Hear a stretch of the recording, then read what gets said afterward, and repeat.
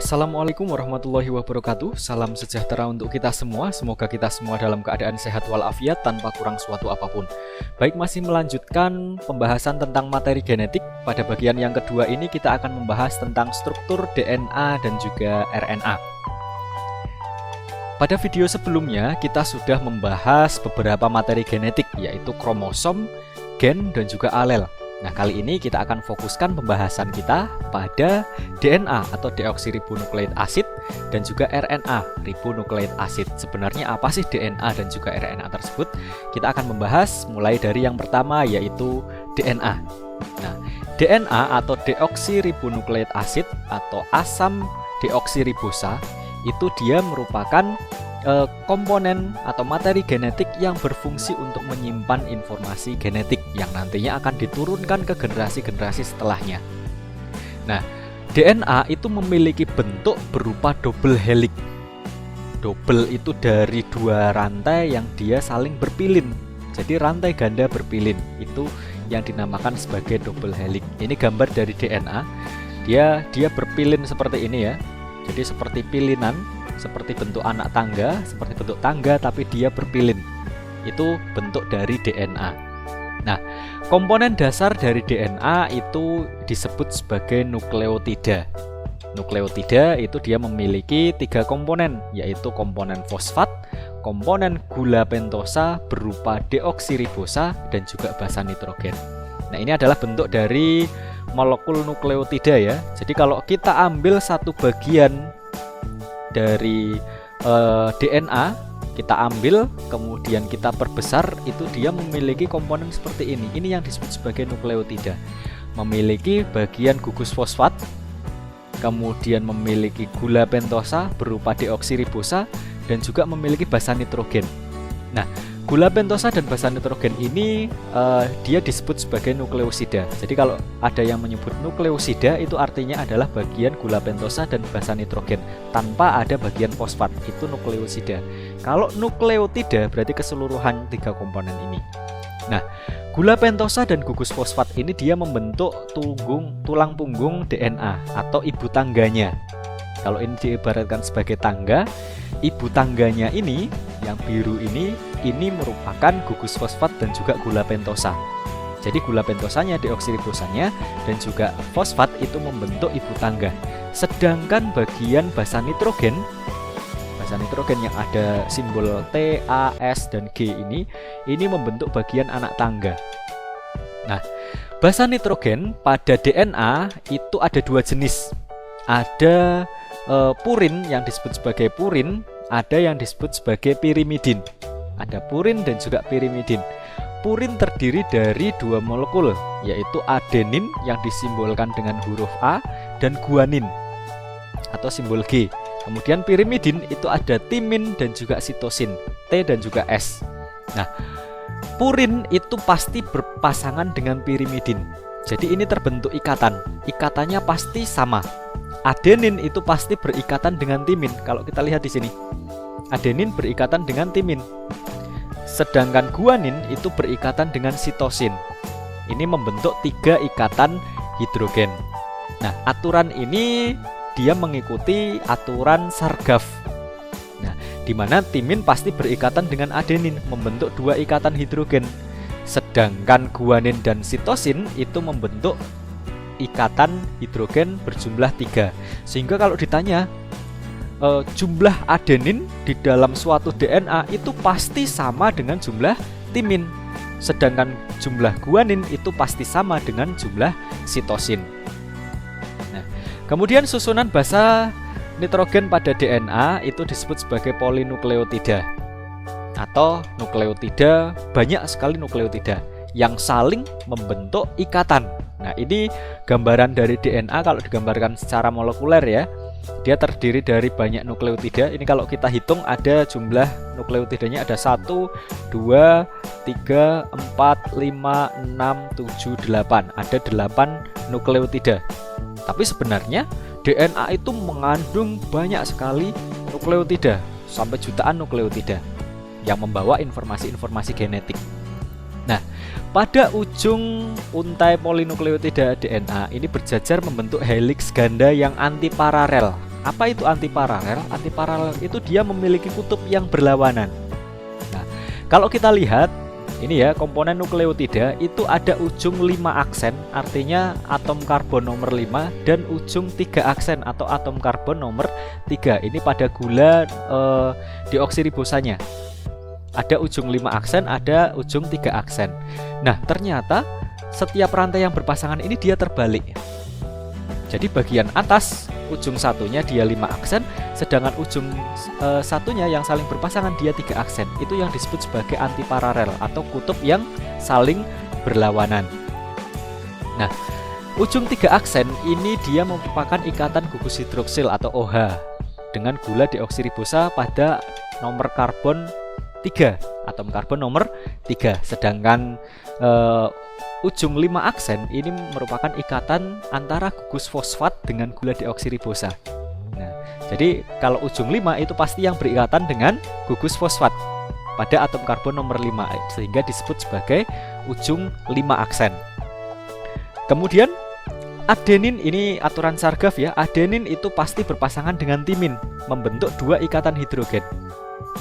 Nah, sehingga presentase keduanya sama di dalam satu DNA. Kemudian guanin dan juga sitosin ini membentuk 3 ikatan hidrogen. Jadi saling berikatan, tidak bisa yang 3 itu mengikat yang 2, tidak bisa. Jadi adenin selalu berpasangan dengan timin, sedangkan guanin pasti berpasangan dengan sitosin, sehingga keduanya memiliki persentase yang sama. Kemudian DNA itu dapat mengalami replikasi atau penggandaan. Ini terjadi pada fase sintesis atau dilambangkan S pada interfase saat sel itu mengalami pembelahan mitosis. Nah, tujuannya adalah untuk menurunkan informasi genetik ke sel anakannya. Itu fungsi dari replikasi DNA, di mana hasil replikasi ini ketika sel itu sudah siap untuk membelah, maka akan menghasilkan kromatid identik yang bentuknya X tadi ya, kromosom yang bentuknya X itu terbentuk awalnya dari replikasi DNA ini. Nah, replikasi DNA ini ada beberapa hipotesis atau model replikasi. Ada model konservatif, ada model semi konservatif, ada model dispersif. Kita lihat, apa itu sebenarnya model konservatif? Model konservatif ini gambarnya ya, di mana DNA lama itu sebagai cetakan. Satu DNA sehingga menghasilkan satu DNA dengan DNA yang lama dan satu DNA lagi dengan DNA yang baru semua rantainya baru. Nah, itu model konservatif. Jadi dilihat dari hasilnya, menghasilkan 2 DNA dengan yang satu DNA isinya adalah DNA lama dan satu adalah DNA yang baru, sama sekali baru. Kemudian kalau model semi konservatif, jadi rantai DNA ini akan memisah dan masing-masing menjadi cetakan untuk rantai yang baru, sehingga dihasilkan hasil yang seperti ini. Jadi 2 DNA di mana keduanya merupakan kombinasi dari DNA yang lama. Nah, ada kombinasi satu rantai DNA yang lama dan satu rantai DNA yang baru. Itu model semi konservatif. Ada lagi model dispersif, di mana fragmen polinukleotida ini yang ada pada DNA lama dia akan tersebar dan masing-masing menjadi cetakan untuk DNA yang baru, sehingga menghasilkan 2 DNA dengan 2 rantai polinukleotida yang masing-masing memiliki fragmen DNA lama dan juga DNA baru. Itu model dispersif. Jadi ada 3 model, ada model konservatif, semi konservatif, dan juga dispersif. Lalu mana sebenarnya model yang benar? Jadi model ini sudah dilakukan percobaan ya, dilakukan penelitian oleh para ahli, sehingga dapat disimpulkan bahwa sebenarnya replikasi DNA itu terjadi dengan model semi konservatif, di mana DNA lama itu rantainya saling memisah, kemudian masing-masing rantai menjadi cetakan untuk rantai yang baru. Itu replikasi DNA. Selanjutnya kita akan membahas lebih lanjut tentang bagaimana sih replikasi DNA secara semi konservatif ini. Nah, ini mekanisme replikasi DNA. Dia sebenarnya melibatkan peran dari enzim. Ada enzim helikase, RNA primase, DNA polimerase, dan juga DNA ligase. Nah, itu enzim yang berperan dalam mekanisme replikasi DNA. Nah, tadi ya, mekanisme replikasi DNA itu menggunakan model semi-konservatif, di mana rantai DNA ini akan saling memisah, di mana masing-masing rantai DNA kan dia memiliki basa nitrogen yang berbeda-beda. Ada adenin, sitosin, timin, adenin, guanin. Dan masing-masing rantai ini, masing-masing basa nitrogen ini menjadi cetakan untuk rantai yang baru. Artinya basa nitrogen A pasti akan berpasangan dengan T yang baru, sedangkan T berpasangan dengan A, begitu seterusnya, sehingga terbentuk dua rantai yang dengan sifat yang sama, dengan kombinasi kombinasi nitrogen, basa nitrogen yang sama. Itu model semi konservatif. Ini adalah mekanisme dari replikasi DNA ya, digambarkan seperti ini. Jadi arah replikasi DNA itu pasti dari dimulai dari ujung 5 aksen menuju ke 3 aksen. Diingat-ingat, arah pembentukan rantai baru itu pasti dimulai dari ujung 5 aksen. Jadi yang terbentuk dulu adalah ujung 5 aksen, baru dia menuju ke 3 aksen. Ini ya. Ini arahnya ke sini. Yang di sini ini yang terbentuk dulu adalah 5 aksen. Ke sini adalah ujung 3 aksen. Nah, ini adalah cetakannya. Cetakannya kebalikannya. Cetakannya 5 aksen, 3 aksen. Jadi yang 5 aksen ini awal terbentuknya, awal mula DNA barunya adalah 5 aksen menuju ke 3 aksen. Sehingga dalam proses replikasi DNA ini ada 2 proses, ada 2 arah replikasi DNA yang disebut sebagai leading strand dan juga lagging strand. Nanti kita jelaskan bagaimana itu leading strand dan juga lagging strand. Nah, awal mula dari proses replikasi DNA itu diawali dengan peran dari enzim helikase yang dia membuka heliks ganda DNA induk. Jadi yang membuka semacam anak tangganya ini, jadi digambarkan seperti resleting ya. Helikase itu adalah dia yang membuka. Yang membuka tadi, membuka rantai DNA ini. Nah, kemudian setelah rantai DNA ini terbuka, maka akan setiap rantai ini akan diikat oleh suatu protein pengikat tunggal, di mana protein pengikat tunggal ini dia berfungsi untuk menstabilkan DNA yang tadi sudah terbuka agar tidak tercerai lagi atau bergabung lagi, maka dihambat, diikat oleh protein pengikat tunggal. Nah, kemudian pada untai utama atau leading strand, ini leading strand, sintesis pada arah 5 aksen menuju ke 3 aksen, 5 aksen menuju ke 3 aksen. Dan dia pemanjangannya dilakukan oleh DNA polimerase. Ini DNA polimerase dia untuk menggabungkan basa nitrogen tadi dengan cetakannya. Jadi yang berfungsi menggabungkan itu adalah DNA polimerase. Dan dimulai dengan pembentukan satu RNA primer oleh RNA primase. Jadi awal mulanya di bagian ujung sini, yang merah ini adalah RNA primase. RNA primase ini dia menempelkan satu primer RNA. Jadi awal mula dari replikasi DNA itu bukan DNA yang diisikan di situ, tapi adalah RNA. Yang mengisikan adalah RNA primase, baru diperpanjang oleh DNA primase polimerase dengan menggunakan DNA. Oke, itu untuk leading strand. Kemudian bagian untuk untai lambat atau lagging strand. Nah, diingat arah pembentukan itu pasti dari 5 aksen menuju ke 3 aksen. Tapi pada DNA induk yang dia arahnya 3 aksen 5 aksen, ini ya 3 aksen 5 aksen, padahal arahnya itu harus menuju ke 3 aksen, yang terbuka dulu kan di sini. Terbuka dulu di bagian 5 aksen. Otomatis dia pemanjangannya harus terputus-putus, tidak bisa lancar seperti tadi yang leading strand mengikuti helikase ini membuka. Jadi membuka dia mengarah lurus terus mengikuti helikase. Tapi pada satunya, pada rantai satunya tidak bisa seperti itu, sehingga harus dia membentuk rantai yang terpotong-potong atau fragmen yang terpotong-potong. Pada untai lambat atau lagging strand ini dia disintesis secara discontinue, terpotong-potong, diawali dengan pembentukan RNA primer. Ini RNA primer oleh RNA primase. Jadi RNA primase ini dia akan menempelkan RNA di bagian ujung kemudian akan diperpanjang oleh DNA polimerase, ditempelkan DNA sampai bentuk memanjang. Nah, fragmen inilah yang disebut sebagai fragmen Okazaki. Ini ada berapa fragmen Okazaki ini? Ada 1, 2, 3, 4. Ada 4 fragmen Okazaki dan ada 5 yang baru mau dibentuk. Nah, ini adalah fragmen Okazaki. Kemudian ketika ini sudah saling bertemu, pemanjangannya bertemu dengan RNA yang tadi sudah ditempelkan oleh RNA primase, maka RNA primase ini atau RNA primer ini dia akan digantikan menggunakan DNA. Yang bertugas mengganti adalah DNA polimerase, sehingga tersambung.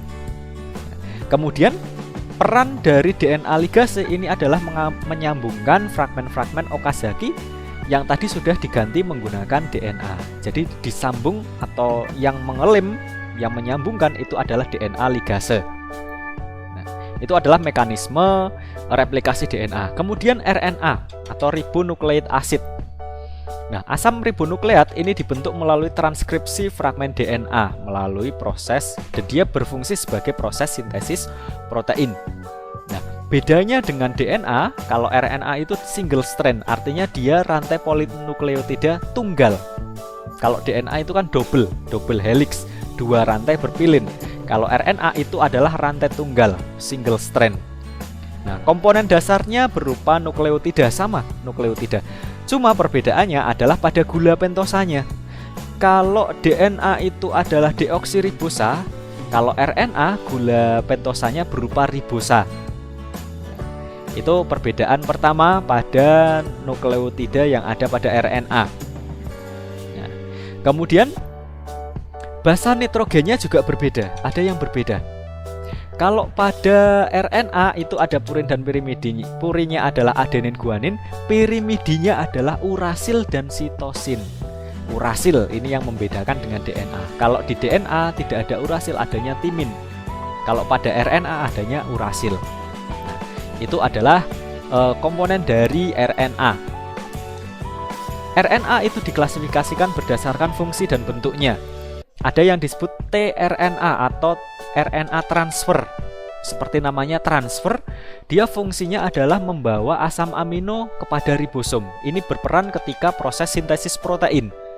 Itu RNAT atau tRNA. Kemudian ada rRNA atau ribosomal RNA. Sesuai dengan namanya, ribosomal RNA merupakan komponen RNA, komponen pembentuk ribosom. Jadi RNA yang bertugas untuk membentuk ribosom, itu rRNA. Kemudian ada lagi mRNA, messenger RNA. Artinya adalah RNA yang bertugas membawa informasi genetik dari DNA. Nah, mRNA ini dia memiliki yang namanya kode-kode genetik yang disebut sebagai kodon. Nah, kodon ya. Ini ada kodon 1, 2, 3, 4, 5, 6, 7. Nah, kodon itu apa sih? Kodon itu adalah kode genetik yang tersusun dari triplet. Triplet itu adalah kombinasi 3 basa nitrogen. Di sini tergambar kodon 1, dia kodenya adalah GCU karena dia membawa guanin, sitosin dan juga urasil. Kodon 2 ACG, adenin, sitosin dan juga guanin dan seterusnya. Itu yang disebut sebagai kodon. Tersusun dari triplet atau 3 basa nitrogen. Itu RNA. Nah, ini perbedaan umum dari DNA dan RNA ya. Kita lihat parameternya, gulanya kalau DNA itu deoksiribosa, RNA itu ribosa. Kemudian basa nitrogennya purinnya sama ya antara DNA dan RNA, adenin dan guanin, sama-sama adenin dan guanin. Pirimidinnya timin dan sitosin itu pada DNA, sedangkan pada RNA urasil dan sitosin. Kemudian untuk bentuknya DNA dia rantai panjang dan double helix. Kalau RNA dia rantai pendek dan single strand atau satu rantai. Kemudian letaknya, kalau DNA itu di dalam nukleus, kloroplas dan juga mitokondria. Kalau RNA selain pada nukleus, kloroplas dan mitokondria, dia juga terdapat pada sitoplasma. Karena RNA itu kan dia merupakan transkripsi dari DNA dan dia dikirimkan ke sitoplasma. Kemudian untuk kadarnya DNA itu tetap, sedangkan RNA tidak tetap. Kenapa tidak tetap? Karena jumlah RNA ini diproduksi sesuai dengan kebutuhan. Yang memproduksi siapa? Yang memproduksi RNA adalah DNA dalam proses transkripsi. Itu sedikit pembahasan tentang DNA dan juga RNA. Semoga apa yang sudah disampaikan bermanfaat. Saya akhiri. Wassalamualaikum warahmatullahi wabarakatuh.